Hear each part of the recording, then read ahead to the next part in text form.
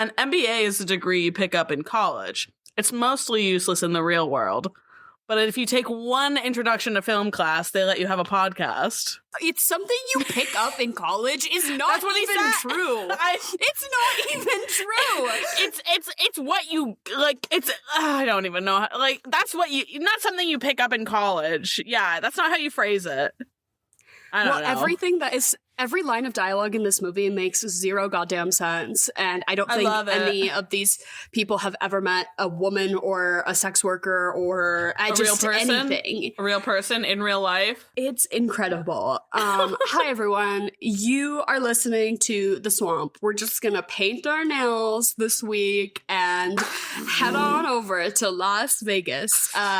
Because our show is a movie review podcast, and the name is an acronym. Stands for some whack-ass movie podcasting. My name is Sarah. I'm here, as always, with my lovely co-host, Emily. Hello, ladies. You came up with a wonderful name for this month's.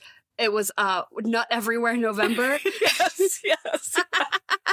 I think we wanted an excuse to do some erotic movies, so... Well, actually, I have to shout out listener Marcella, who DM'd us and suggested like sexy / horny / repressed sexuality kind of movies, which I love. And also, we were talking about like metrosexual as like a term in the early 2000s. And Marcella sent me this link to, or The Swamp, this link to the song from 2008 that I guess was really popular in Mexico, just called Metrosexual. And it's just like about having a metrosexual boyfriend. I'll put the link in below. Metrosexual. It like really gave me such a laugh. So that's thank fantastic. You for that. Wait, on this same topic, shout out to who was it that sent us the clip of Trixie and Katya Edwards talking to Alyssa about how she wants to kiss Tom Hanks. Like, actually had me wheezing. I'm so here for her speaking her truth, though. Let me pull up the Insta. Because this was the conversation. So we posted the story of the Tom Hanks sexy tier list. And CJ Gillian said Forrest Gump C tier is crazy. And then well, I guess you guys aren't the only ones. And then it's this Alyssa Edwards, basically, I'll post the link in the description. Alyssa Edwards saying that she found Tom Hanks in Forrest Gump to be endearing, and that was the fair. That's seed of a celebrity crush, which that's I'm like, absolutely fair. You know what? I really would have wanted to do it probably with Tom Hanks. I remember watching Forrest Gump. Are you for real? Tom the absolute Hanks, fucking nerve of you. Tom Hanks and Forrest Gump is your on-screen crush, you Whenever psycho. Oh my gosh, I didn't say that. I said when I watched him in Forrest Gump, and there was something endearing about him. Yes. And then in Big, I love Tom Hanks. I still think Sully is way hotter than Forrest Gump, and I'll go down on that. Who was it? Last week we did a movie that wasn't actually very sexy. So then I was like, we have to pivot and do an actually horny or sexy movie this week. But in the same vein, I would maybe also argue that if you take enough of a step back, or if you just finish the movie, you're like, well, I don't feel sexy at all now. Yeah, no, it doesn't exactly make you want to whack it after finishing it. You know, you close the book and you have to do something, and it's not that. $100 million worth of home VHS sales in the 90s would disagree, because while this movie was a financial flop in the box office, it was some stats to give you, or like some fun facts. Oh, God, okay. A Wikipedia overview of this movie before we get into it. Paul Verhoeven, the director, he's from the Netherlands. He made such esteemed movies as RoboCop. And then after this, he went on to do Starship Troopers. He had done Total Recall. I think Total Recall and RoboCop already existed. So basically, they just gave this guy a blank check. And this was the first time almost ever, I think, that it was NC-17 intention from the jump. That's usually something you get at the end because your R-rated movie was too risque. Nobody wants to make an N-17 movie. That's just a bad idea. Yeah. You can't have a widespread theatrical release, which this movie did. Crazy. I believe it's the only NC-17 rated movie ever to have a fully widespread, like commercial, like regular theaters, not like CD or adult theaters, like regular ass theaters. That's just insane because I just don't know how they did this movie without what it appears to be modesty patches or whatever they do. I'm certain that these girls were just fully pussy out the entire time filming this. Well, yes, it's full frontal nudity. For like a lot of the movie. Insane. Yeah, that alone. And then very graphic sex scenes. I mean, Kyle MacLachlan comes in his pants. I have a lot to say about Kyle MacLachlan in this movie. Crazy though, I believe it was $45 million budget upfront, which was a fair amount of money at that time, especially for something like this. I mean, it was a production for sure. These costumes alone were insane. Oh, the looks. Amazing. Oh my God. I have to give it to, like, there is a lot wrong with this movie, but I mean, the wardrobe department did nothing wrong. Sorry, I lied. I'm so sorry. I have to take that back because I just remembered Kyle MacLachlan's fucking hair. Other than that, it was everything. No, I think it totally made sense for the character. That guy does have...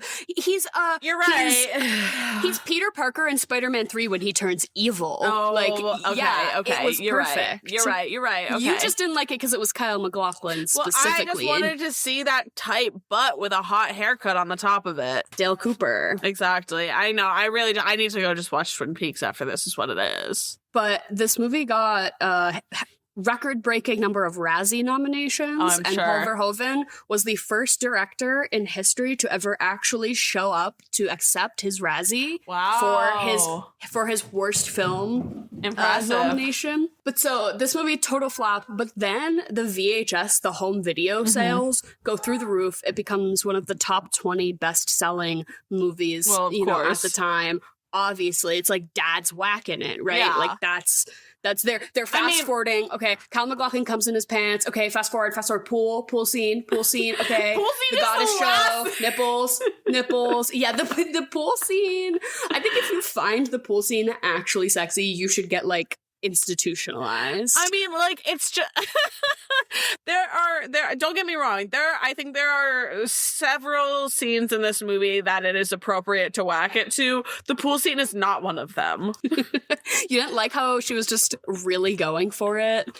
Well, because here's the thing is I had the only interaction I had ever had with this movie, I was not one of those young men in the 90s, early 2000s whacking it. I knew what Tumblr was. It definitely bled. No, it bled fully over into our generation because specifically on YouTube.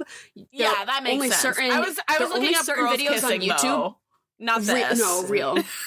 But like there are only certain like clips, right, that YouTube would like allow to continue because this was like fully from a movie. Yeah. They had no right to take it down. Yeah. The only thing I had ever interacted with was the pool scene. I had seen the pool scene like on Twitter or something like that in the last, 10 years that I've been on Twitter.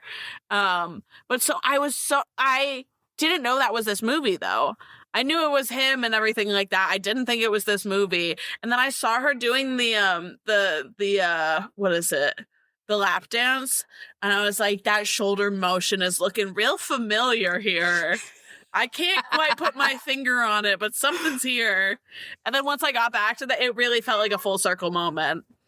Wow. I came too. It's so unclear in the pool scene who is coming. Like no one, if anyone at all. Yeah, I feel like that. You're in a Showgirls, pool, first of all.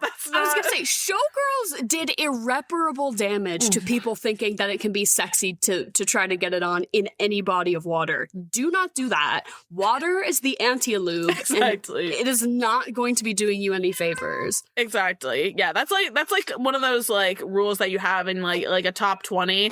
Water is the anti-lube. I don't know. You have a top 20, like what? Like before rules, you fuck? like in your head. Like top 20 just rules before I fuck. No, just rules in general in your life. Just life rules. Water's the water's the anti-lube wouldn't make it into my top 20 of life, per se. I don't know. It feels like a maybe an addendum or something like that. Like a notable addendum. Right. under the subsection B, Title 9. Right. Under like 2 in the pink, 1 in the stink, right? Like Exactly. Yeah. I had known this movie. It's actually underwater because, sports, though, so. What? Yeah. But I had basically known this movie because of the poster of her long leg. And have you ever seen people do Halloween costumes? And it's just the poster. Of the long leg. Like, you just, put a stocking down the middle of your body. It's so fucking funny. It's really good. But the poster is iconic. RuPaul's Drag Race is doing Showgirls references all Left, the time. Right, center. Notably, I think it was All Stars 2. They did like an acting challenge, and it was called Show Squirrels, I think, and it was like a Showgirls. And so I knew from that somebody gets pushed down the stairs, because that was the whole thing. It says stair pushing. So I was like, okay, this movie's about Showgirls getting pushed down the stairs, and Detox on Drag Race, notably in the roast of Michelle Visage, said Showgirls is Michelle Visage's favorite movie because, like Nomi Malone, she relies on the talents of her black friend, which really stuck with me. Exactly. Because at the end of this, the only thing that I wrote down to finish off the movie after I'd finished it in my notes is that it's hard to be poor, but it's even harder being poor and black. Right. That's the this whole movie. Everyone gets off fine. Everyone black, fucked. Beyond belief. Broken spine was crazy. Booed off the stage. And I guess pregnant with his baby mama. Big overarching warning for this episode, which will also be in the description if you'd like to read it. This movie is about a young woman who has a checkered past of sex work, who hitchhikes into Vegas, and she is a stripper, and then she wants to be a showgirl, and then she becomes a showgirl. But it's also, of course, just about like exploitation and capitalism and show business. And the movie deals with very graphic on screen because of the NC-17 rating. Obviously, it's a lot of nudity. So if you're underage, get out of here. We're going to talk about the movie Showgirls. But also, of course, like sexual assault and an incredibly brutal on-screen rape scene of the tropey black best friend character who just gets it. It was so hard to watch. I like texted you a little like, hey, heads up, because like that really ruins my vibe. It's cut like a horror movie, genuinely. It's very much the like, oh, something bad is happening, and then it cuts away and like to like the calm, collected like dance that's happening downstairs, and then it cuts back to like one of the most horrific cuts or like shots that I've it's seen. not a cutaway for you to fill in the rest. It's a cut back, and it is like so graphic and upsetting, and it's a gang rape, and it's violent. It hospitalizes her, like a very upsetting ending to an otherwise like really kind of good vibe movie that just because no one has to deal with the repercussions of their actions, mainly our protagonist. Right. It's all about how Nomi Malone just gets to kick the guy's ass and then hitchhike out of town. I need her dead. I don't know where the Showgirls community stands on this. I'm new here. This is the first time I've ever watched this movie. That bitch has not been shit from the jump. I hate that bitch. If we want to get into the treatment of race specifically, because that is at the forefront, something that if we are debating, so this movie has sort of a cultural footprint, I guess, of being camp, which it certainly is camp. It's campy as fuck. But it also has this like meta criticism about it being satire, which I guess it is a satirical commentary on America. Yeah. Which, I get that. But the actually, this movie's a masterpiece, and they meant to be doing this the whole time, is not something I believe to be true. I don't think Paul Verhoeven was making some on-purpose masterpiece about, how black people are actually treated in Hollywood. I think he just was where's he from? He's Swedish? The Netherlands. Yeah. They don't give a fuck. Like, and he has posthumously, after the tanking of the movie, been like, no, it was on purpose. Sure. But it really seems like they were only doing that very much after the fact. Not just about race specifically, but just about that the whole thing was supposed to be bad to make a point, basically. Yeah. Uh-huh. Right. But that's why I feel like it is inherently camp, because for something to be camp, it kind of has to be earnestly trying to do something, which this movie, and specifically Elizabeth Berkley, who plays our protagonist, Nomi Malone, she was a child star. She was on that, like, after-school special show, Saved by the Bell. Oh, I was... Okay. And so she was, like, literally our modern-day equivalent of, like, a Disney kid who, after breaking through that contract, wanted to do something This was her Miley moment. Yes. Wow. And she took it, I'll give you that. She begged to be in this movie. They paid her nothing. Close to nothing. And then after it released, her agency dropped her. Yeah. Did not work for a long time. Like, really, she was, like, left to defend this movie, and everyone else was like, it was bad on purpose, and you were bad on purpose, and this is all of us laughing at you, pretty much, is how the fallout of Showgirls happened to her. Here's the thing, is that I don't think it's a bad movie. I think there are parts of it that are bad, but I was thoroughly entertained the entire time. Oh, absolutely. No, this movie is achieving what most people want out of a movie, which is, like, gripping, entertaining, interesting characters, like, just so flashy. Like, unfortunately, these days, especially watching a movie at my house, I do judge it by how much I like make myself put my phone down, which is a horrible thing to say, but it is like a reasonable, I think, modern metric, test, I guess. I mean, the pacing was not bad. Until, honestly, it's like until you get to that looming, like, last third of the movie, where now, upon a rewatch, I would be, like, anxious about that part approaching, whereas in my first watch I was, like, blissfully just riding the high of Showgirls. Exactly. But the movie starts, our main character, Nomi Malone, she's like a spunky, 20 something, young 20s, hot blonde woman, and she hitchhikes her way into Las Vegas, and she's like, I'm gonna be a dancer. And then she gets her luggage stolen by the guy. You quickly realize that she's an idiot. She, like, pulls out a knife on him, just, and is like, I'm not fucking around. But you kind of get the sense that she has no idea what she's doing. Well, yes, yeah. It's the whole thing. Again, she can walk the walk. I mean, she talks the talk. She can't walk the walk. But anyway. But she gets her luggage stolen, and then she bumps into this woman named Molly. And then they, like, Molly, get into a fist fight. Girl. Oh my god, I wish Oda Mae Brown had been here to provide some guidance. My god. No, because why? Because why is... because why does this exactly feel like Zola? I've never seen that movie. What? From what you've told me about it, and let me tell you a story about how me and this crazy bitch fell out, or whatever that quote is. It's not actually exactly like Zola. It's just this poor... Black woman dealing with the fallout of this white girl's consequences, but which literally she immediately is like, takes her in and is so kind, is like throwing up on my car, and she takes her in, feeds this her, dirty says, bitch. You can live with me.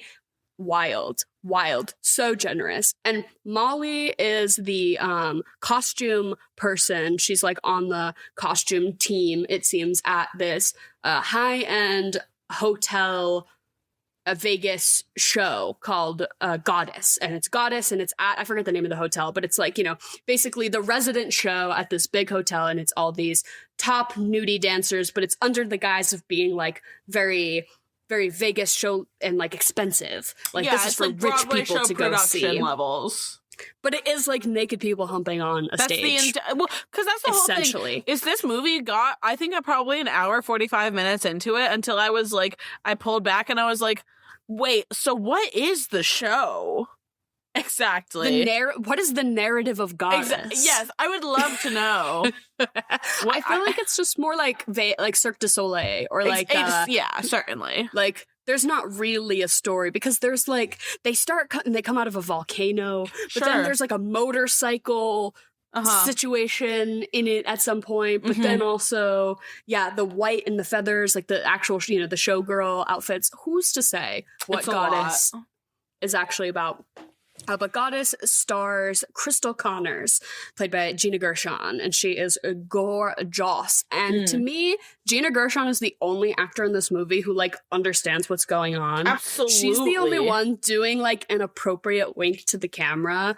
Yes. I'm like, Gina Gershon is the only person who can say that this movie was made the way it was on purpose. And I would believe it because she knew. She knew. No one else knew, but I think she knew. I agree with you there. Absolutely. And Nomi, after being taken in by Molly, gets a job at a strip club, and she's like, it is real dancing. And anytime anyone calls her a whore or a stripper or a sex worker, she like freaks the fuck out. So and she's triggered, dude. She's always doing the fucking most. Wait, the best scene is when her and Molly are first meeting, and they're like eating burgers and fries. They're always like binge eating junk food because they're skinny, hot women, and that's so funny. And like Nomi's always with the bag of chips, like, oh my God. But they're like eating fries, and Molly's like, where are you from? And she's like, back east. And then she's like, where back east? And she goes, different places. And she throws the French fry basket like up in the air on herself. Like, it's just, she's dialing every scene. It's exhausting. It's exhausting, dude. No, but I honestly feel like you said, in today's day and age where a lot of movies and a lot of performances aren't giving me anything, the fact that she is just like thrashing about in every line, it was what would you say, like magnetic. It was like magnetic to me. I don't know. Well, because I never knew where she was going ever. Well, yeah. I was like, what's Nomi on next? See, who's to say? See, it's magnetic to me in the way that, like, I meet her and I immediately want to take out the DSM-5 and diagnose her. Yeah. Because something is going... The way she flies off the handle, I'm like, I don't know enough, but I'm like, that's a little bipolar, for if you ask me. But basically, through rising up in her career, she walks on the backs of her black friends, basically, because she is a bad dancer. Yeah, this guy named James at a club, he's like one of the bouncers at the club, and he's like, that girl, literally my note was, she looks crazy. She's like thrashing around. She looks insane. And he's like, you seem like you like to dance, but you cannot dance. Would you want me to teach you? And then she kicks him in the nuts and gets sent to prison. She's always having such little regard for Molly. She's always putting them in such situations that is like, yeah, you're that shitty friend who's not thinking about how this impacts anyone other than yourself, especially on like that level, like bringing in crime constantly into your life, girl. Like, get a grip. She gets sent to prison, and then he bails her out of prison. He's like, I want to help you. I can see you have spark. I can see you have talent. I really want to teach you how to dance. And she's like, yeah, whatever, get a life. But then he kind of keeps badgering her and coming back and following her. Yeah, and which they is like not start cool, this, first of all. right? Yeah, weird. But then they sort of start this like sort of friendship, but then then that whole storyline is like weird, because then he like brings her to his apartment and like teaches her the dance, and then it starts getting really flirty. Sexy dance. But then she's like, I have my period. And then he's like, oh, okay. And she's like, no. And then he's literally like, I have some towels. And she's like, no, I have to leave. Which, if that's what you want to use as your excuse, girl, like, that's fine. But also, just know you're lame as fuck. Towels. Real. Yeah, real. Just know you're lame as fuck if that's what your excuse is. But she says, you can fuck me when you love me. And she leaves and basically continues to rise up in the world of showgirl biz, basically, and just sort of like leaves him in the dust. But then he just finds a different stripper to bring in and to, fill the role that Nomi was supposed to fill, which actually, that character, her name is Penny. She's the protagonist in Showgirls too. Isn't that crazy? Showgirls too. Isn't that crazy? It's Penny and her baby, or does Penny have a late-term abortion? I don't know. He's in the second one. Nice. I looked at the cast, so I he's in it. So I want to see him dance more. We got nothing. So I want more dancing. He went to what, Juilliard or something? Is that what he said?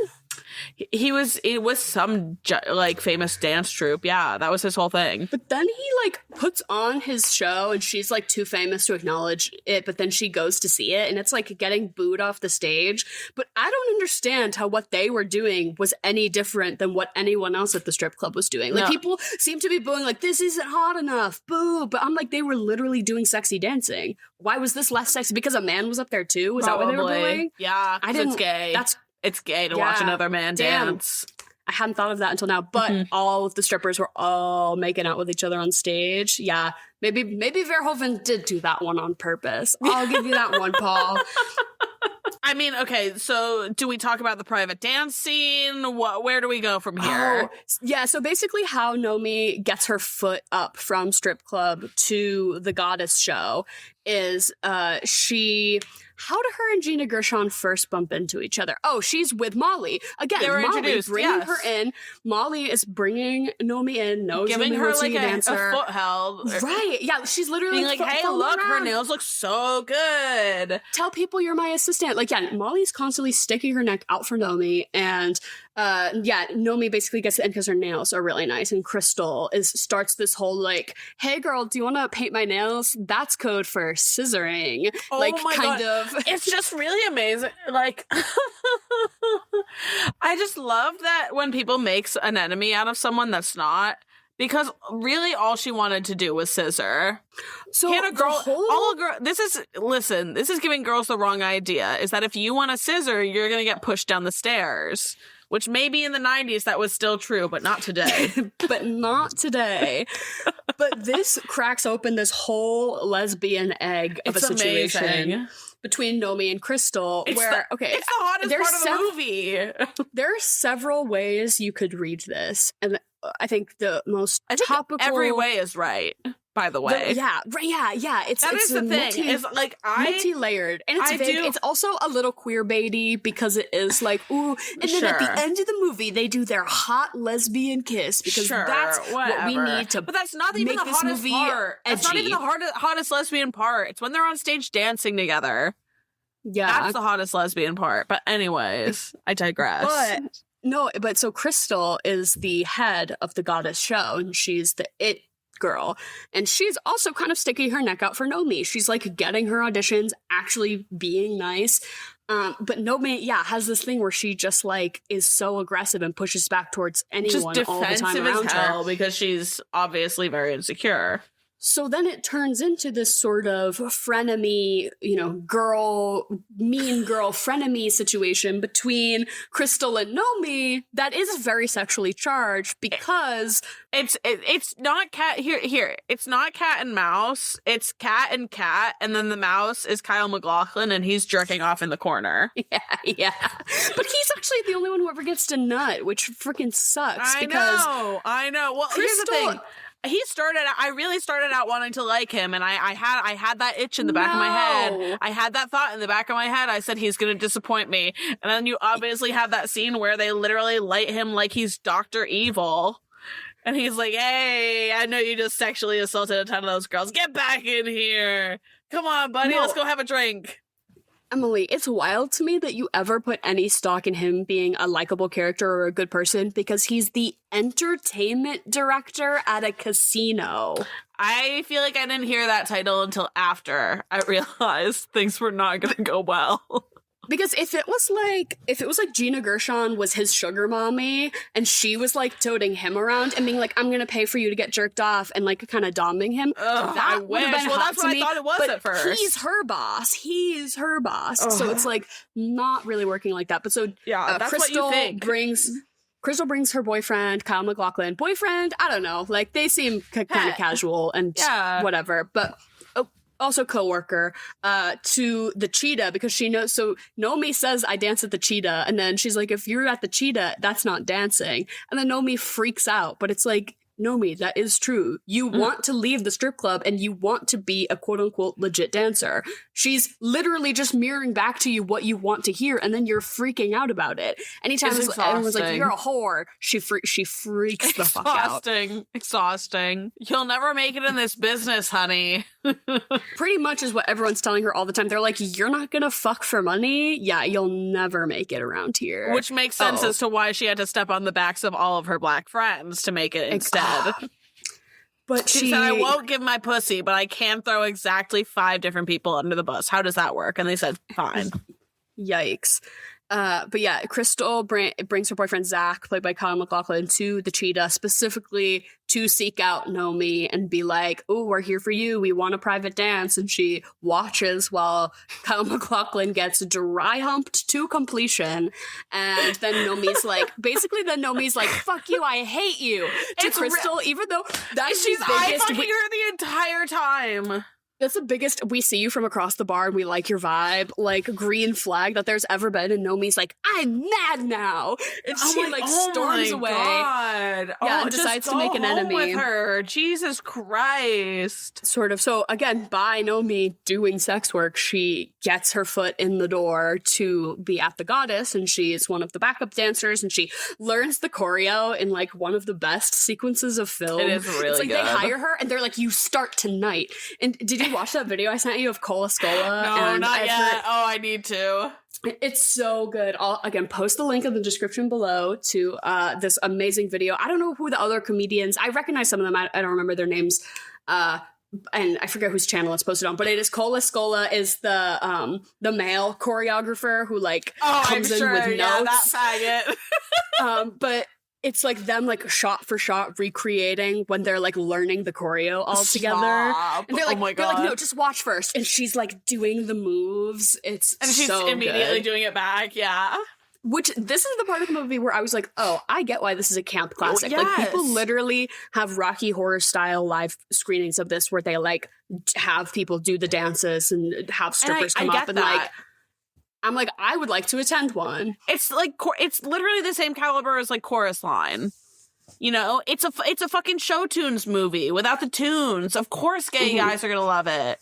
No, I don't think gay people like all things about show business. No, but I think it makes sense as to why I think obviously there's a connection to cult classics and queer culture. I feel like I have a line of thinking when it comes to this movie being camp specifically. Mm-hmm. And I think part of what re-embracing this movie and if you're someone who loves this movie, I feel like the sort of reclamation of Showgirls could be rooted in this place of this movie is clearly, whether it's that oh, it's transparently exposing how show business really is, or whatever. Can you do a movie commentating on Hollywood while making a movie? No, because they paid Elizabeth Berkley shit. They ruined her career after this. You did all the things your movie is supposedly critiquing that Hollywood does. So no, that's pretty shitty. So the men here are ultimately failing, right? Mm-hmm. Paul Verhoeven as a director is failing. The writer of this movie is failing. Everything about this that was the infrastructure for this to make money has failed.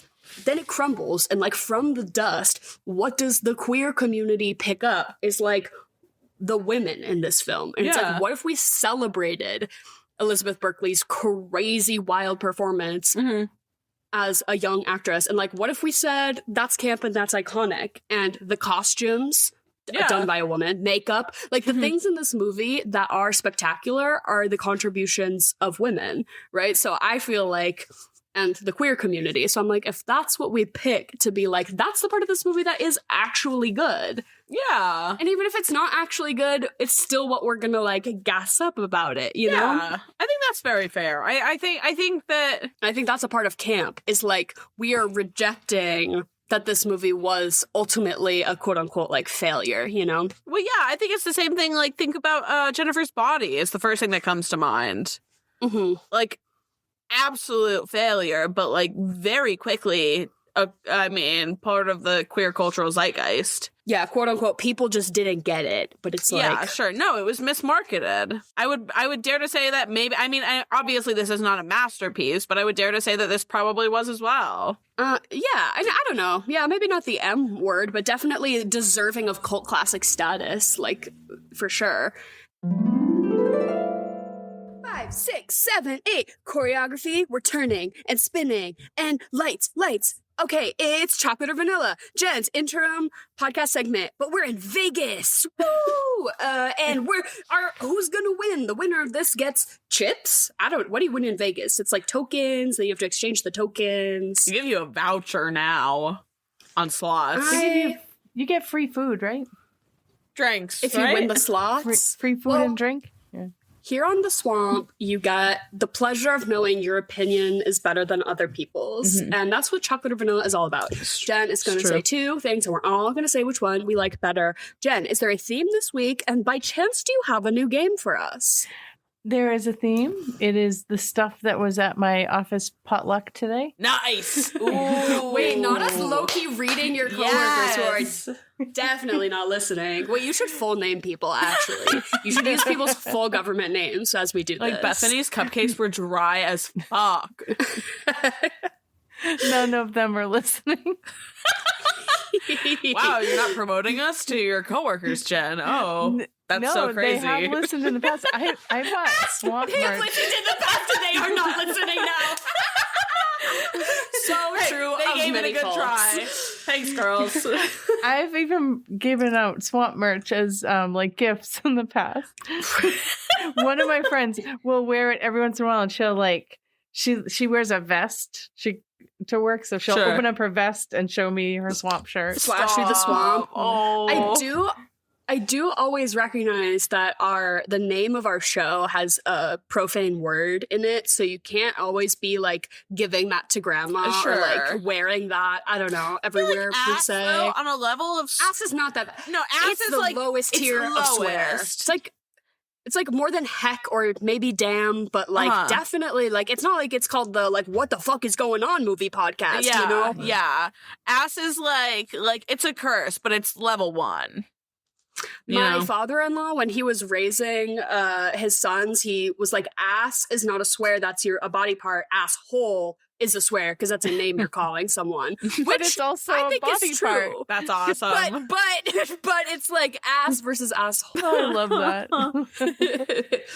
So Let's get into the potluck. Wait, before we start, what are you bringing to the potluck? Ooh, what'd you bring? Oh, so I was so lame. It was a vegetarian potluck, and I had every intention of making like a fun salad or something, and I forgot. I didn't get to it, so I stopped at Coffee House and got a box of muffin tops. Hey, Ooh, can't complain about that. Hey, if you know your limits, and if you want to cater, I think that's valid. So everything you list will also be vegetarian then, because this was a vegetarian potluck. Yeah, there was no meat. Okay. Yeah. Okay. At the most recent potluck I attended, I brought chicken wings, and they went over quite well because Henry told me the secret, which is that you use baking powder on the chicken wings and then you leave them in the fridge overnight, and then it's like they're impossible to fuck up after that, basically. Nice. Honestly, everybody really liked them. For the same potluck, I made individual dip cups, and I thought they went over pretty well too, right, Sarah? Like a little, you get a little solo cup, like a clear little solo cup, and it's like got 7-layer dip in it. Oh, cute. It was, and like the chip is like in the top already for you. Cute. It was very, what do I want to say? Like utilitarian. Portable. Yeah. But one of the dips was cream cheese, peanut butter, brown sugar, and vanilla, and you dip apples in them. So fucking good. I kept Fuck. being like, this should be an icing on a cake. Somebody else made a cake, and I smeared Jen's dip all over their cake. I was doing fusion at the potluck. And was it as good as you expected? Well, yeah, it was like a delicious peanut butter cream cheese frosting for a chocolate cake. It was really nice. Jen, that's a seductive dessert to put in a cup. It was so easy. Yeah. Damn. I like the sound of that. Yeah. What about you, Emily, though? What are you bringing to the function? I mean, the last thing that I brought to the function, I'll usually hit the Thanksgiving, the Friendsgiving with some bacon covered Brussels sprouts, and a balsamic glaze. Yeah, that's my go-to. It's really easy. So, yeah, I'll stick with that. You can never go wrong with a loaf of bread either. A good loaf of bread. Exactly. Yeah. Your partner Lauren works at a bakery and showed up to the function with just like the most incredible loaf of bread. Oh yeah. All right. First one, chocolate or vanilla? Chocolate. Vanilla. Chocolate. A crock pot of broccoli cheese soup, or store-bought spin dip with pita crackers.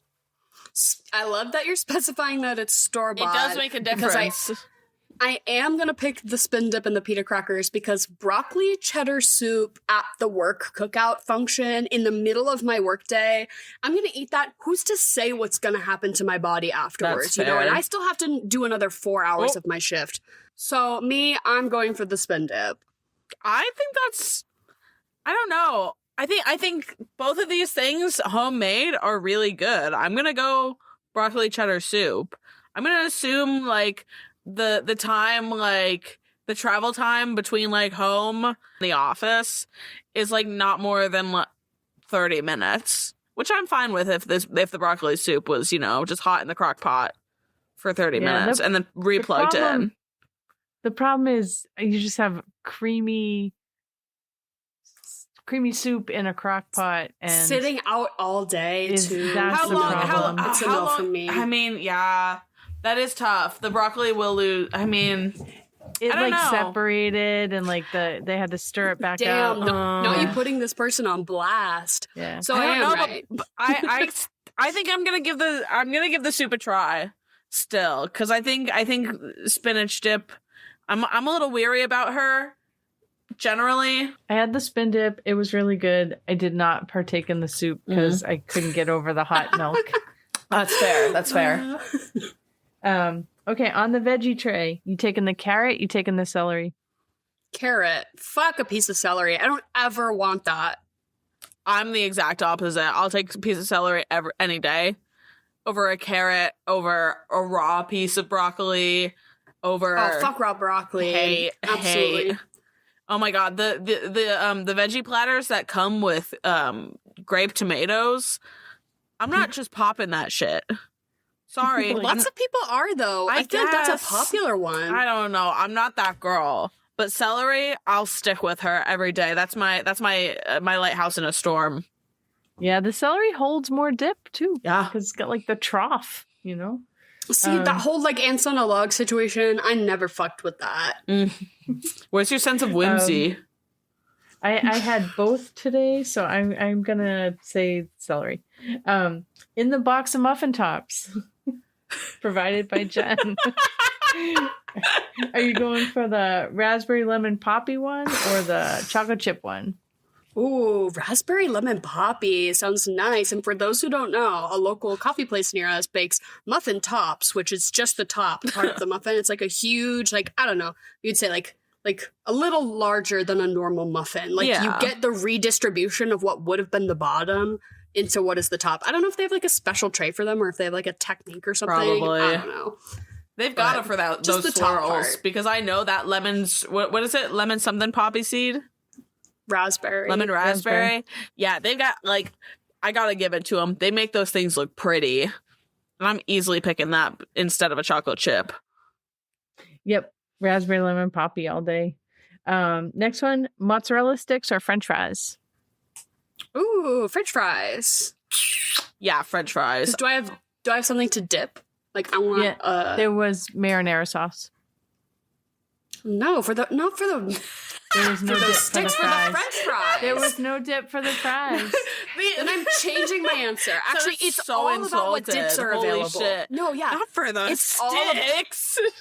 Not for the fries. Who dip fries in marinara sauce? That's whack. I'm just saying, if there's no available sauce, then I'm going for what there is sauce. It was like a pizza box, and it had mozzarella sticks, zucchini sticks, French fries, and broccoli cheddar bites, like all fried. Shout out a zucchini stick, though. That sounds nice. I'm gonna go fries on this one too, because I, for some reason, tend to choke on a mozzarella stick, and I would love to not do that in the presence of my coworkers in this situation. So I did have a mozzarella stick. Next one, iced tea or fruit punch? Iced tea. I wish I could describe the fruit punch. It was really good. I don't know how she mixed it up. An atypical fruit punch, just it was not your bog standard. Yeah. Like a homemade fruit punch? Yeah. Fruit punch then, yeah. You tip the scale on that one. My friend was saying she wanted to put a little splash of vodka in it and it would be so much better, but we did not. Jen's like, don't worry, we only joked about drinking at work. We thought about it, but we were good. I had the fruit punch. It was really good. Next one, last one, is a pasta salad with tortellinis or egg salad sandwiches. Okay, absolutely no on egg salad. You were about to have me talking shit about cold pasta, but absolutely not. And actually, as I get older, especially a tortellini, gas. Like, for sure. like just so good. A tortellini in any form is what I want. So it's like I've kind of gotten over that it's cold. But a lot of times people who are making pasta salads are involving like large chunks of feta and olives and stuff that I just like don't want to have necessarily. No. This one just had tomatoes and like those little balls of mozzarella. Yeah. Right, because it's a tortellini, so it's leaning more Italian. But I feel like when we go more Greek with the pasta salad, it is not. That's where it gets a little weird. Yeah. Olives and like salami and stuff. No, I agree. Yeah, not for me. But fuck egg salad. Ugh. Yeah. Also, if somebody was eating that next to me, I'd be like, I have to go. I have to. I think hard-boiled eggs in just about any capacity should be illegal. It's really, but especially in an egg salad kind of situation, that's fucked up. So I'm gonna agree with you there. Yeah, I grew up in a house where my mom always did like the tortellini, like her thing that she was bringing to the function was just the cold tortellini salad. Throw some pesto on it, it's done, and that's all you need. Okay. I am going also with the pasta salad, and that is it for vegetarian potluck. The vegetarian potluck at Jen's workplace on this date and time. Now we all have a little slice of life. Love that. I have a game. Oh, she has another one. Yes! Of course you have a game. Okay. Yes. So we did this the first week. I think might have been the week that Em was off. I'm going to read you the first sentence off the Wikipedia page about a movie, and you have to say what it is. Uh-huh. Then at the end, the three of them are connected by a theme. Gotcha. Oh, okay. I think the movies will be easy, but I'm hoping the theme is a little tougher. Okay. Sure. Number 1. When driving through Alabama, 2 college students stop at a convenience store, and one absentmindedly pockets a can of tuna. After they My leave Cousin the Vinny. store, the clerk is found robbed and murdered. Yes. 1992. I was going to say, My Cousin Vinny. Are there rules or are we just shouting it out once we know it? Oh, yeah. Shout out is fine. Okay. Yeah, definitely go for it. I was like, Marissa Tomei. I was like, what's up with Marissa Tomei? Next movie. It follows the life and career of an American figure skater and her connection to a 1994 assault on her rival. Tanya. Next one. Set in 1970, it tells the story of a strict classics teacher at a New England boarding school who was forced to chaperone a group of students over Christmas break. So, what is this? What are the connection between those 3 movies? My Cousin Vinny, I, Tanya, and The Holdovers. Is this something to do with the Oscars? Is this a screenplay? Oscar nominated for screenplay? No. No, I think it has nothing to do with the Oscars. I think it's now. plot. I'm backing up. I think it's yeah. Ice skating, winter time. But then My Cousin Vinny's kind of throwing a wrench in there. The legal system. I'm just thinking again about Marissa Tomei. She won Best Supporting Actress for that movie, but Allison Janney did as well. I think. Allison. Oh, okay. Allison Janney for I, Tanya. Okay, and then who for The Holdovers? But Divine Randolph. Okay, duh. Okay, Best Supporting Actress. There we go. Love it. And as we rev up for this award season, before we started this call, I stood on business that Die My Love will be getting nothing. I just saw it in theaters the other day. And this is no, like, hey, I think Jennifer Lawrence delivered a performance that could be worthy of awarding. But I think the Academy's not going to touch this with a 10-foot pole, is my opinion. Yeah. Date stamp it. I'm especially interested considering that everyone like has to watch the movies now, and especially considering who the Academy voters are. Not that I've seen the movie, but just from like what you've told me, it doesn't sound like they'd have the capacity for this. Yeah, I don't know. It might indicate a shift story of about sorts. womanhood. Right. I listened to a podcast today about Begonia, and the over-under was like 1.5 on nominations, saying Jesse Plemons, maybe, Emma Stone, maybe, and that's it.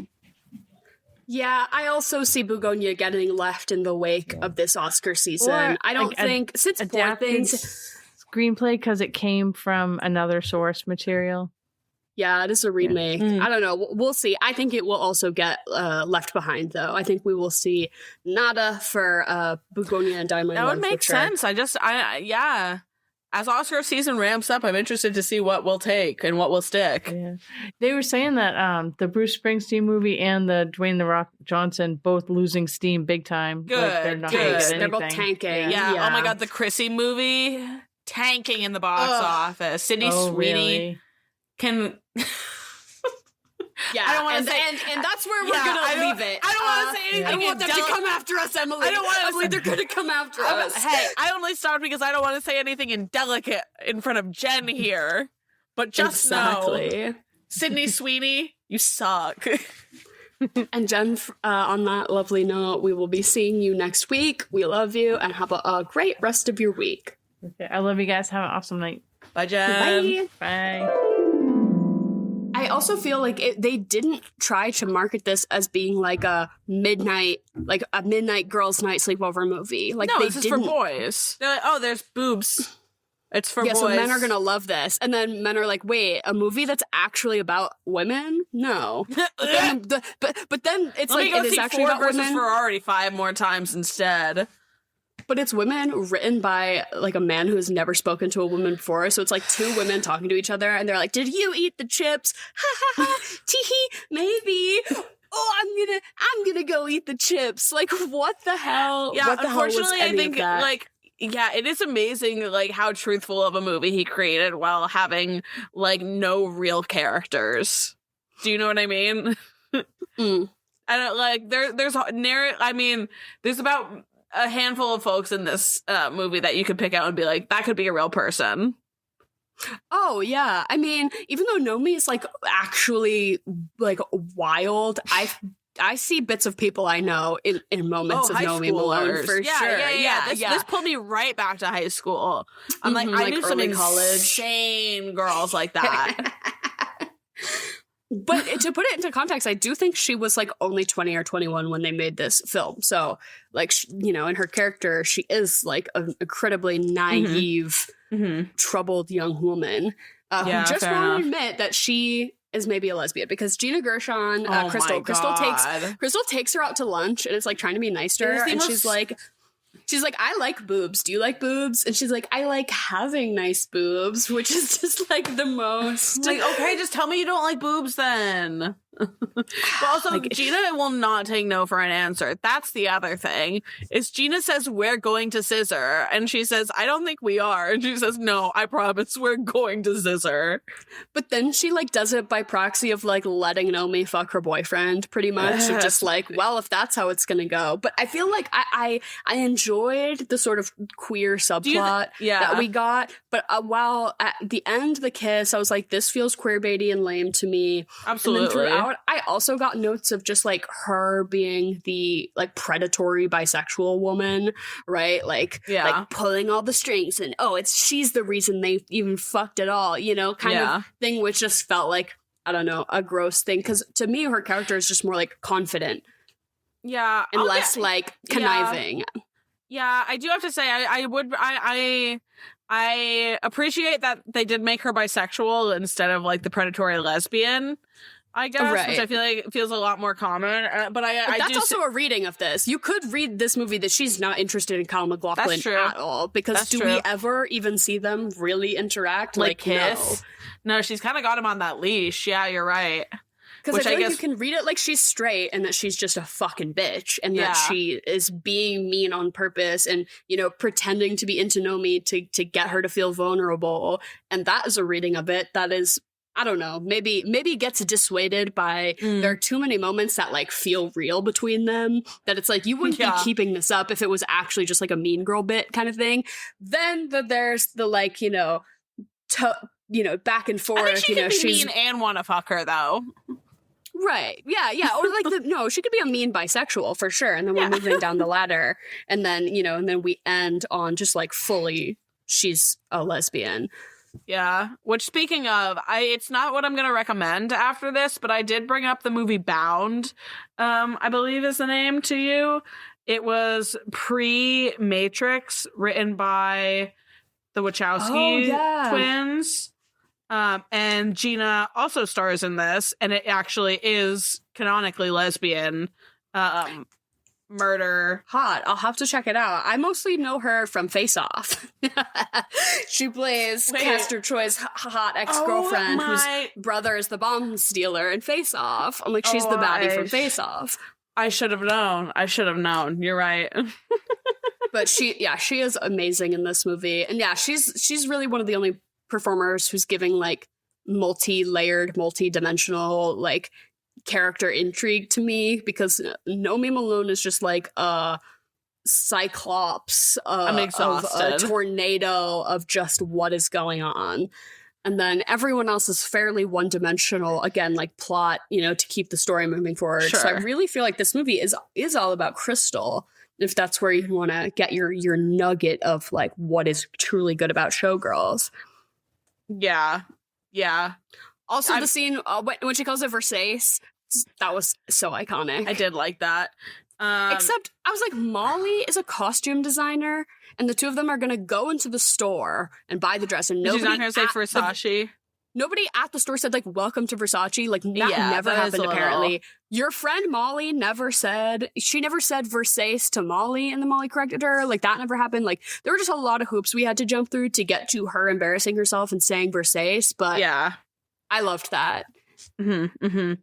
I really personally liked that there was a character named Gay, the choreographer. Love. And she was like at the beginning of she you heard that right, folks. She was like giving Nomi a piece of advice, like, you're young now, but you won't be forever. So you need to think about your career. You need to find a better, like a different job and a husband, and like use this as your opportunity to find a place to land, because somebody's going to be behind you pushing you down the stairs pretty soon. Yeah. Pretty much is like the theme of the whole film. Exactly. Right? And she's like, I did it, Yeah. Yeah. And you don't want to end up like Pamela Anderson in The Last Showgirl. Oh, yeah, which is another movie you could watch after this. Yeah, Dave Bautista and his locks. Oh, my God. I genuinely love him in that movie. Standout performance. Yeah, not what I would recommend, though. But there's something about so basically the way the movie ends is that Nomi is going to audition to be Crystal's understudy for Goddess, and she gets the part. Kyle MacLachlan's like, you get the part. Is that when they go and fuck, or is... No, they fuck beforehand. They fuck before, because it's a whole thing of like, oh, did she fuck him for the part? And she gets the part, but then the studio or the hotel or whatever is like, no, it can't be her. So they rescind the acceptance, basically, to be the understudy. But then Naomi's like, I'm going to take this into my own hands, and pushes Crystal down a huge flight of stairs. And what'd she break? Her spine? Like, no, her knee. Her hip. Her hip, yeah. Her hip. And so she's out of commission. And basically then evil Kyle MacLachlan swoops in to be like, okay, my new girlfriend is, what does he say? We're going to gamble. Show. Yeah. And they replace Crystal with Nomi, and she gets exactly what she wants. And then yet in another downfall of a black character, there's this dynamic that I thought was almost too good. I was like, maybe this whole thing is on purpose, because the white woman with micro braids who was like constantly being a fucking shitty coworker. Yeah, the most evil person. The evilest bitch at the show. And then there's this other dancer who is black, and they're like constantly getting into conflict. And then she like throws a bunch of beads down on the stage in front of this dancer's like lifting partner, so that he slips and falls and drops her. And she presumably also gets some sort of debilitating injury. And why were they going after her? Was it literally just because she was like making comments? Because her kids were annoying, yeah. Yeah, this nasty bitch with this white bitch with dreads. So disgusting. Gross. Yeah. There was a white person with dreads cast on this season of Survivor, and I was like, I thought we were all too woke for that. We're like, I was like, can we all move on from this, please? Do not do that. And we should not.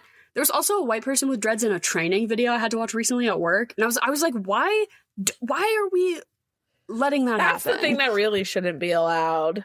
You know, I know people who have been fired for like having visible tattoos and shit. If you're a white person with dreads, fired. If I think you're a white person with dreads, I think you're dirty. Your hair is not meant to do that. Well, exactly.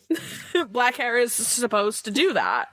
But then we enter into Nomi is the head of the show, and she's throwing this big party, and then there's this horrible, terrible, graphic rape scene where she brings Molly to the party because Molly really likes. I thought this guy was supposed to be like Chris Angel, like a magician, but apparently he was like a singer. Sure. But he was giving me like magician vibes. Absolutely, yeah. And basically, after this gang rape happens, Nomi she gets raped by the guy. She's a huge fan of his. Yeah, she's a huge fan of his, and he ends up he works in Vegas. Yeah, and so they like he like brings her up to the room, and they're like, ooh, we're gonna hook up, and then he brings his 2 giant bodyguards in, and they all gang rape her, and it's. Like, so it was very difficult to watch. Yeah. And then she's in the hospital. They show her crawling out of the room covered in blood afterwards. Like, really a lot. But then they show her in the hospital, and Nomi is like talking to Kyle MacLachlan, and she's like, what are we going to do? Why haven't you called the police? And he then is like, I know about your past, Polly. And apparently her government name is Polly. And he's like, you have a record of solicitation and assault. And basically he's like, I'm gonna, tell everyone about your checkered past, which she's been like, running from up until now, but it's just like, it's basically the same thing that she's doing here, right? It's just sex work. She's just been doing sex work. But she, of course, hates to hear this, and she's like... Big bummer to be reminded. And he essentially is like, we have to keep everyone happy in this town. And, that guy is a singer who works in this town, so we can't really do anything because he makes the hotel money. And I work for the hotel, and we care about money, basically capitalism. And so then Nomi decides to take it into her own hands, and she shows up at his hotel room and, like, stomps him. It's so stupid. Yeah, she seduces him and then pulls a knife and then uses her high kicks from her dances to kick his ass. Which we don't see him get beaten. POV, the camera is under Nomi's foot. Yeah. We have to watch Molly get raped, but we don't actually get to see this guy, like, get the shit kicked out of him. Enough. Also, the other 2 guys, she just leaves. She's like, couldn't be bothered. Yeah. One has to be enough, I guess. Hey, so where's your gun? Right. Where's your gun, Nomi? Literally. And then the film ends with her hitchhiking out of town, and the same guy who stole her suitcase at the beginning of the movie picks her up and is like, where are you headed? And then she, is like, I want my suitcase, and pulls a knife on him again. But we see them driving off to the sign that is indicating that next, Nomi's gonna conquer Los Angeles. Sure. Yeah. But the second movie's about Penny, I guess. Yeah, sure. Okay, so does Molly pop up in the second movie? Is Molly okay? Do we ever find out what happens to Molly? Because Nomi just leaves her for dead in the hospital. With all those fucking hospital bells. One of the most devastating lines is Kyle MacLachlan is like, basically saying like, Nomi, quiet down, we can buy this off. And he's like, what does she want? A dress shop? Like, basically to be like, to keep her quiet about this, we can just set her up financially for the rest of her life. And they show that these 2 girls live in a trailer together that seems to only have one bed. I'm like, Nomi, move out. Molly has been hosting your ass for far too long. You are overstaying your welcome. Oh, yeah. But he's basically like, with a flick of my wrist, I could cure all of her financial troubles, but it's at the cost that this thing had to happen to her, basically. It's just so That's the only way anyone will ever make it around here, is that you have to sell your body. It's so frustrating, too, because Molly, the entire movie, was complaining about how she hadn't gotten dick in 6 months. I literally had it in my notes. I was like, hey, you know who this is working out for the best? Molly and her celibacy routine. Molly's doing just fine. Little Molly, was I. Yeah. Apparently, is in grad school, Molly like passes her exams and they like go out to celebrate and have cheeseburgers or whatever. I'm like, also, she was in grad school. Molly's just an exceptional God. young black woman doing the most, and this movie fucking chewed her up and spat her out and made me so mad. Especially the black best friend trope where she's only ever there to uplift Nomi and be a prop for Nomi. Yep. Hate that. And then our character James, who also kind of gets chewed up and spat out in a sense, he was supposed to represent like a certain type of misogyny, right? Because he gets a different girl to do the dance while Nomi is moving on, but he also has a good point of like, we don't have any ties really, and his whole plot in the movie was, I don't know, a little confused to me. I think because the writers were incapable of having a well-developed black character. Agreed. Truly. And then the bitch who gets the dancer busted, who gets her knee busted. Yeah, and that's all they cared to pretty much. They didn't tell you anything about that. You saw her ass get carted off and said goodbye. I know Nomi didn't visit her in the hospital. That's for sure. And she visits Crystal in the hospital on her way out the door. Before kissing Molly on the forehead and saying sayonara forever. She visits Crystal and they have their nice lesbian kiss. And basically Crystal's like, no, I forgive you for what you did to me because it's like this industry is so competitive and I did the same thing, bitch. I proverbially pushed somebody down the stairs too, and that's what you have to do. I didn't like that speech at the end because I almost wanted it to be. I wanted her to be like, fuck you, you have to be good. You have to be the best and be confident and work in the industry. No, me, you've been here for like, what, 6 months, a year? Crystal said at one point that she's been doing the show for 8 years. Like, you have to work in the industry. I hated that. Like, oh yeah, you pushed me down the stairs because you're ferocious and somebody's going to do it to you. She literally just wreaked havoc for half a year and then left. And that was the whole thing. And then goodbye. And that's the movie. Whirling dervish, Nomi Malone. Going city to city.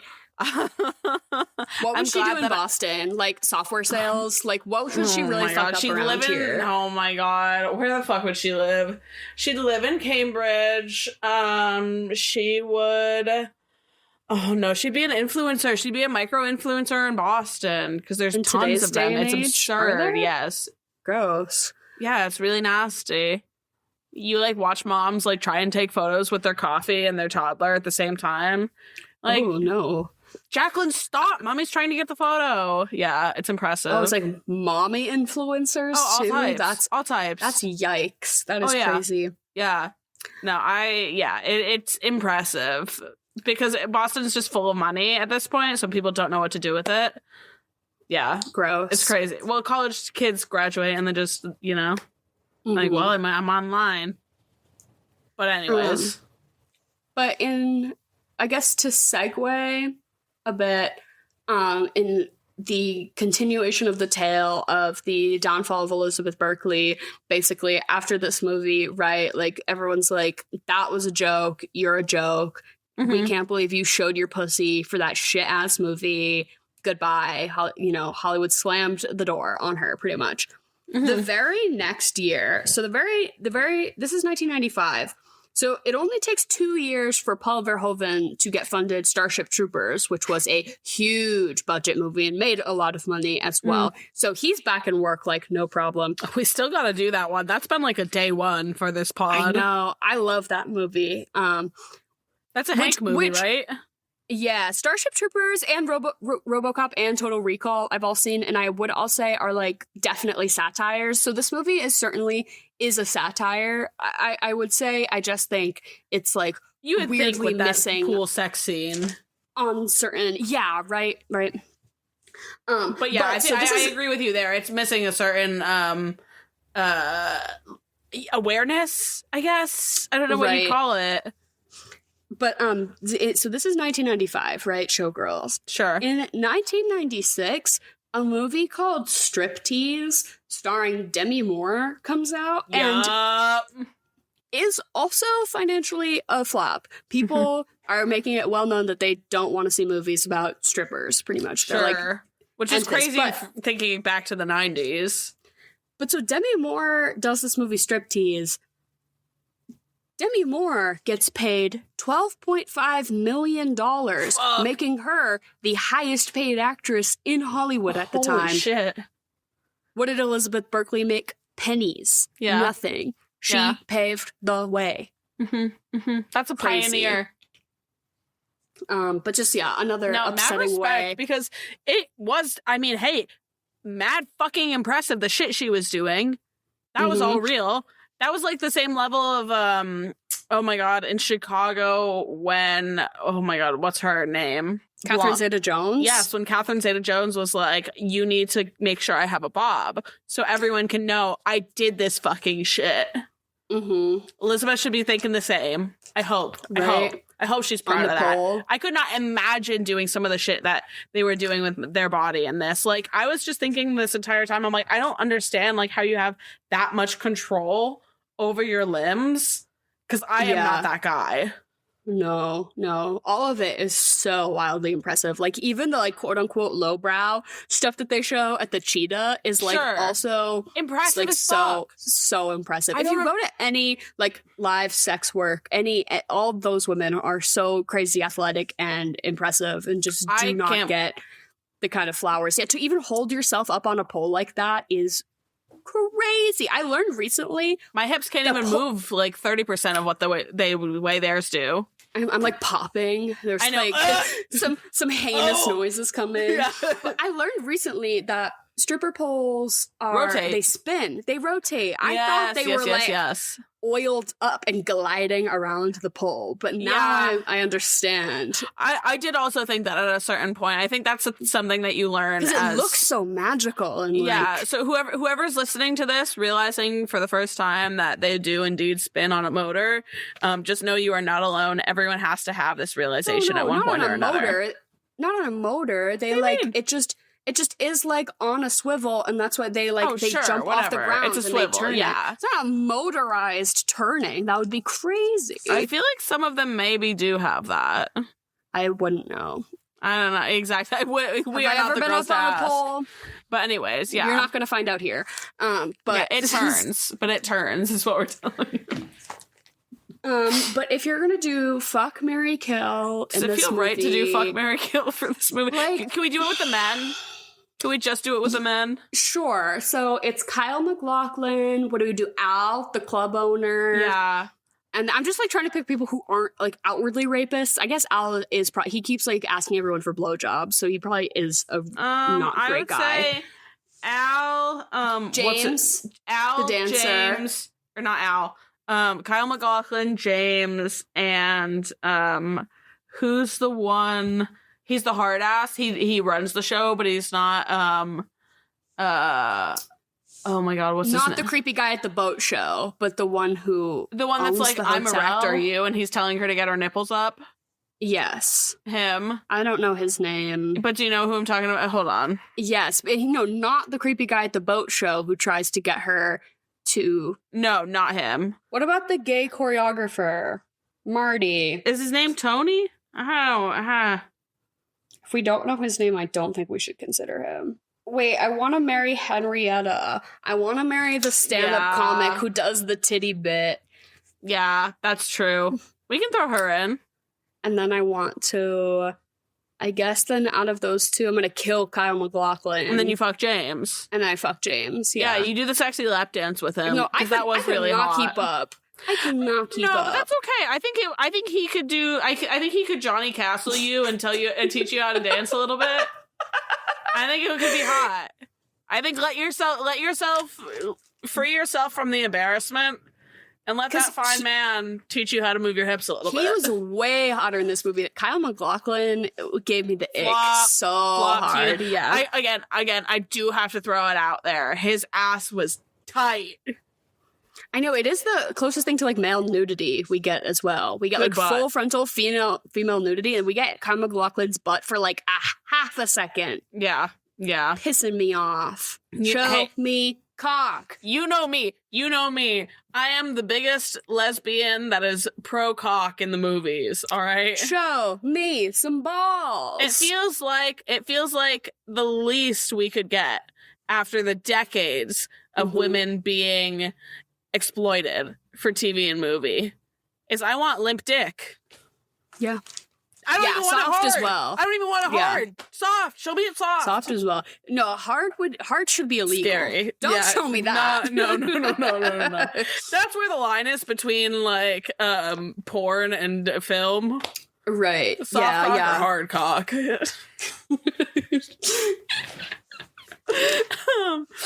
But I don't. Are you gonna eat and drink anything during this movie? This is a tough one. I kind of just wanted to sit on the couch and do poppers. I did run to my cabinet to get chips when they were like having their big moment about the chips, and I was like, I have chips. I was like, wait, let me go get my chips. I was like, I want to be one of the girls. They're constantly like eating burgers and fries. Nomi is seen eating a burger no less than 3 times in this film. They just love to show that woman horking down on a cheeseburger, fries. Yeah, I think like a big milkshake. Molly comes in with like 2 64-ounce sodas at the very beginning, just like the most obscenely large things of soda. I think you could definitely just junk food out. I think burger, that's a good fries, call. chips. Yeah, that's what this movie is giving me for sure. And to drink, obviously, champagne. It's a big champagne movie. I was gonna say, I'm do like a champagne cocktail or just, you know. I'm gonna bandwagon with you on this. I think chips is right. I think you do the how to pair your wine with potato chips, and you pull up the chart. Oh, I had barbecue chips. So what does it say I should eat? Barbecue chips. I can't even say that. It's a red though, and that's not for you. Grenache. I don't know. Sure, but yeah. It does say for champagne you want a classic chip. Just a classic potato. Yeah. Salt. Yeah, potato chips and champagne sounds like a lovely snack. Actually, I had that like the last 1/8 of 2 bags of chips, so you get to like kind of drink crumbs. it. Yeah, so yeah, I drank the crumbs of some barbecue and some sour cream and onion. It was kind of sick. That is good. And then what do you follow this one up with? So I think the last Showgirl, obviously an incredibly logical, thematic next one. But is that a movie I ever really need to see a second time? No. I don't know. But if you haven't seen it, maybe. I was also thinking The Substance, themes of staying a young woman in Hollywood and selling out and stuff. But I think ultimately, to stay within the Showgirls corner, Paul Verhoeven a few years prior had made a very sexy movie called Basic Instinct with Michael Douglas and Sharon Stone. Yes. I was thinking that we do that for this month, so. That was basically his foot in the door of like, look, I know how to make, it was an erotic thriller. I make sexy movies. But he's like, I know how to make a sexy movie. And he had quote unquote like discovered Sharon Stone, and he had lifted her up into like Hollywood stardom with that movie specifically. So I think that's like what Elizabeth Berkley thought was going to happen here, which is again another like incredible detriment to this whole situation.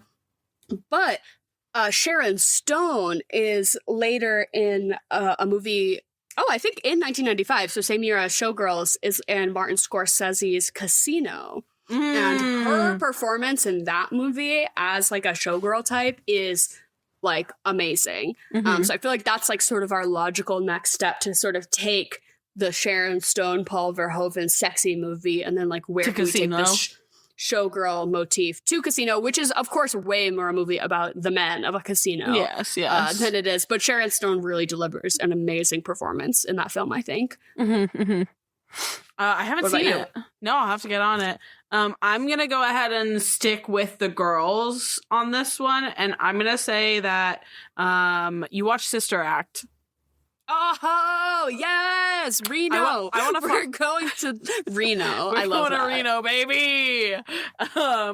Yeah, I want a fun one after this. This one's a little, it's obviously a fun movie, and it's not like, it wasn't work to watch, but it did leave a little bit of a bad taste in my mouth, and I'll tell you what, Whoopi Goldberg has never left a bad taste in my mouth, so I'm gonna go for my favorite Showgirl. But yeah, what are you gonna rate this movie? I gave it like a 3 stars on Letterboxd, so I think out of 10, I'm gonna give it 6 right now. I watched it by myself. I would be really open to rewatching this movie, like especially with a group of people. Yeah. And I'm really interested in the whole like camp theater of it all, to see it like in a movie theater with people. I think that'd be fantastic. They have like very much like audience participation moments, or like drinking game, drink anytime someone calls Know Me a Horror. Like I think that would be so fun. I think that's what this movie is like made for. Pretty much. Perfect. Yeah.